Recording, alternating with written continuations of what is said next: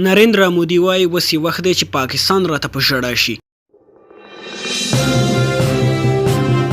د هند لومړي وزیر نریندرا مودي نن د ټاکنو په ورځ د هند په یو ښار کې د ځل پاکستان ته په خطاب کې سخت ګواښونه وکړل او روان کړکۍ چې یو ځل بیا د رسنیو سر ټکی وګرځاوه. نریندرا مودي په خپلو دې څرګندونو کې ویلي دي چې پخوا به د هند خلکو نړۍ ته د پاکستان څخه شکایت او ژړا کوله، خو اوس هغه وخت نه دی. اوس د پاکستان وخت دی چې سم راته وژاړي. مودي پاکستان ته په خطاب کې په سخته لهجه وویل اوس چې پاکستان څه کوي ودې کړي. دوی وایي چې موږ اټومي بم لرو، یوازې د تڼۍ په فشار سره هر څه کولی شو، خو په بدل کې موږ سره بیا د بمونو مور ده. غچ په زغر د اخیستلی شو، پاکستان ته به کلک ځواب ورکوو. د پاکستان او هند ترمنځ رسنۍ کړکېچ له یو سخت پړاو څخه وتلی و، خو لومړي وزیر نریندرا مودي یو ځل بیا دا موضوع رابرسېره کړه او ویلي دي چې موږ ویده نه یو او په کړې ژمنه ولاړ یو. تل به د ترهګریزو ډلو پر ضد پر پاکستان کې بریدونه کوو. د فبرورۍ پر 14مه نیټه په پاکستان کې میش جیش محمد وسلوالې ډلې چې کله په کشمیر کې په هندي ځواکونو ځانمرګي برید وکړ، په هغې برید کې تر 600 هندي ځواکونه ووژل شول.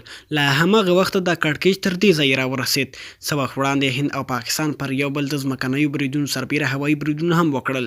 هند میاشت وړاندې خبر ورکړی و چې د جیش محمد وسلوالې ډلې تر 250 تنو غړي د هوایي برید له لارې په پاکستان کې ووژل، خو پاکستان بیا دا ادعا ردوي. د شواهدو او اسنادو له مخې په پاکستان کې ډېری ورانکاره ترهګریزې ډلې شتون لري چې په ګاونډیو هیوادونو کې د برید پلانونه لري.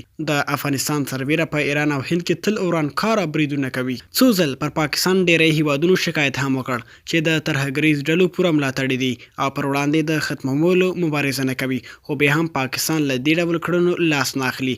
ډېری هیوادونو ترې لاس واخیست او نږدې ده چې په نړۍ کې یوازې هیواد پاتې شي.